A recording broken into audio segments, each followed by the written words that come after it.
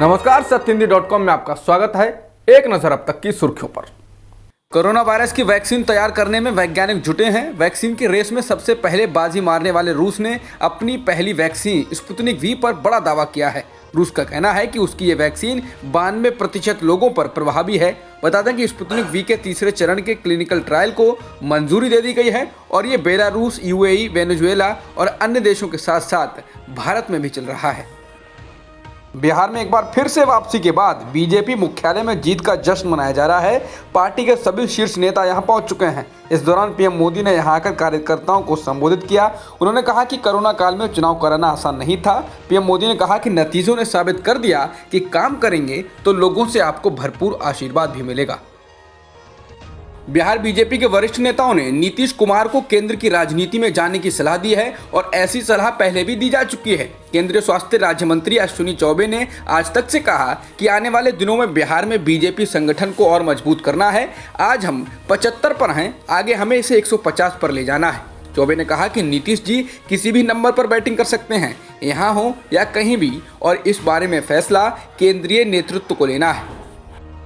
कांग्रेस महासचिव दिग्विजय सिंह ने नीतीश कुमार को लेकर ट्वीट किया है। इसमें उन्होंने जेडीयू अध्यक्ष से बीजेपी का साथ छोड़कर तेजस्वी को आशीर्वाद देने की बात कही है।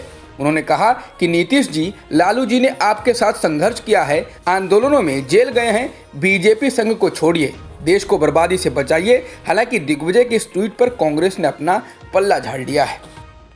बिहार विधानसभा चुनावों के नतीजों से उत्साहित असदुद्दीन ओवैसी की पार्टी ऑल इंडिया मजलिस इत्तेहादुल मुसलमीन अब उत्तर प्रदेश और पश्चिम बंगाल जैसे राज्यों में भी अपने पैर फैलाने पर विचार कर रही है। इन आरोपों पर कि उनकी पार्टी ने बीजेपी विरोधी वोटों को विभाजित किया, ओवैसी ने कहा कि वह एक राजनीतिक पार्टी चला रहे हैं और इसे अपनी मर्जी से चुनाव लड़ने का अधिकार है। उन्होंने कहा कि क्या आपका मतलब ये है कि हम चुनाव ना लड़ें? आप यानी कांग्रेस जाकर शिवसेना की गोद में बैठ गई। यदि कोई पूछता है कि आप यहाँ चुनाव क्यों लड़े, मैं पश्चिम बंगाल, उत्तर प्रदेश और देश की हर इलेक्शन में लड़ूंगा। आत्महत्या के लिए उकसाने के मामले में सुप्रीम कोर्ट ने रिपब्लिक टीवी के editor in chief Arnab Goswami और 6 अभियुक्तों को जमानत दे दी है। अर्नब गोस्वामी को बीते बुधवार 4 नवंबर को मुंबई में उनके घर से गिरफ्तार किया गया था। उनकी गिरफ्तारी का वीडियो भी काफी वायरल हुआ, जब महाराष्ट्र पुलिस सुबह सुबह उनके घर पहुंची थी और उन्हें पुलिस वैन में उठाकर साथ ले गई थी। सुप्रीम कोर्ट ने कहा कि बॉम्बे हाईकोर्ट का जमानत न देना बिल्कुल गलत है। सुप्रीम कोर्ट में बुधवार को रिपब्लिक टीवी के editor in chief Arnab Goswami की ओर से दायर जमानत याचिका पर सुनवाई हुई। इस दौरान जस्टिस डीवाई चंद्रचूड़ ने कहा कि हो सकता है कि आप उनकी विचारधारा को पसंद नहीं करते, मुझ पर छोड़ें तो मैं अर्नब का चैनल नहीं देखता और आपकी विचारधारा भी अलग हो सकती है, लेकिन अगर कोर्ट अभिव्यक्ति की आज़ादी की रक्षा नहीं करेगा तो ये रास्ता उचित नहीं है। हमारा लोकतंत्र बहुत ही लचीला है, सरकार को टीवी के तंज को इग्नोर करना चाहिए, इस आधार पर चुनाव नहीं लड़े जाते। कोर्ट ने कहा कि अगर कोई राज्य किसी व्यक्ति को जानबूझकर टारगेट करता है तो एक मजबूत संदेश देने की आवश्यकता है। हमारा लोकतंत्र असाधारण रूप से लचीला है। सुप्रीम कोर्ट में अर्नब गोस्वामी की रिहाई के मामले में तुरंत सुनवाई को लेकर सवाल खड़े हो गए हैं। सुप्रीम कोर्ट बार एसोसिएशन के अध्यक्ष दुष्यंत दवे ने कोर्ट के महासचिव को पत्र लिखकर गोस्वामी की रिहाई की याचिका पर तुरंत सुनवाई किए जाने को लेकर विरोध जताया है। दुष्यंत दवे ने पत्र में लिखा है कि सुप्रीम कोर्ट की रजिस्ट्री ने कोरोना महामारी के दौरान भेदभावपूर्ण ढंग से मामलों को सुनवाई के लिए लिस्ट किया है। उन्होंने लिखा है, एक और जहां हजारों लोग उनके मामलों की सुनवाई न होने के कारण जेलों में पड़े हैं, वहीं दूसरी ओर एक प्रभावशाली व्यक्ति की याचिका को एक ही दिन में सुनवाई के लिए लिस्ट कर लिया गया।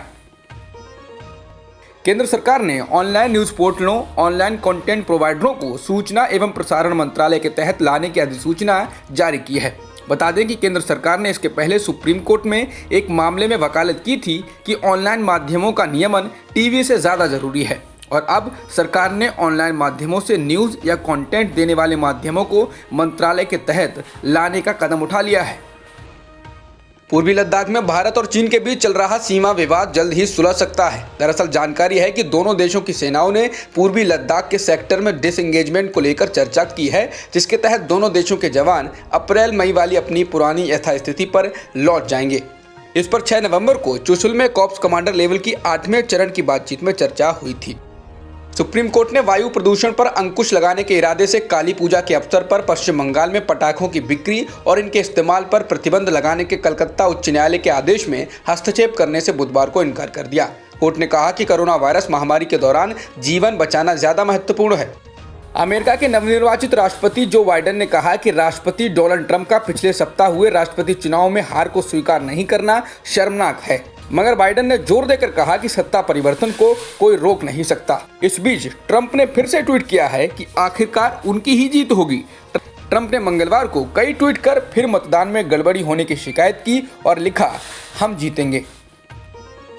भारतीय क्रिकेट टीम के पूर्व ओपनर और भाजपा सांसद गौतम गंभीर ने फिर रोहित शर्मा को सीमित ओवरों के फॉर्मेट में टीम इंडिया की कमान सौंपने की वकालत की है। गौतम गंभीर का मानना है कि अगर रोहित शर्मा को व्हाइट बॉल क्रिकेट टीम की पूर्णकालिक कप्तानी नहीं सौंपी जाती है तो ये शर्मनाक और भारतीय क्रिकेट का दुर्भाग्य होगा। गंभीर के अलावा टीम इंडिया के पूर्व ओपनर वीरेंद्र सहवाग और इंग्लैंड के पूर्व कप्तान माइकल वॉन का भी कहना है कि बिना सवाल के रोहित शर्मा को भारतीय टी20 टीम का कप्तान होना चाहिए। भारत में एक दिन में कोरोना संक्रमण के 44,000 से अधिक मामले सामने आए हैं और 512 लोगों की जान गई है, जिसके साथ ही देश में कुल एक्टिव मामले 4,94,000 के पार हो गए हैं और मृतकों की संख्या 1,27,000 के पार हो चुकी है। अब तक की खबरों में इतना ही। बाकी खबरों के लिए बने रहिए सत्यहिंदी.com के साथ।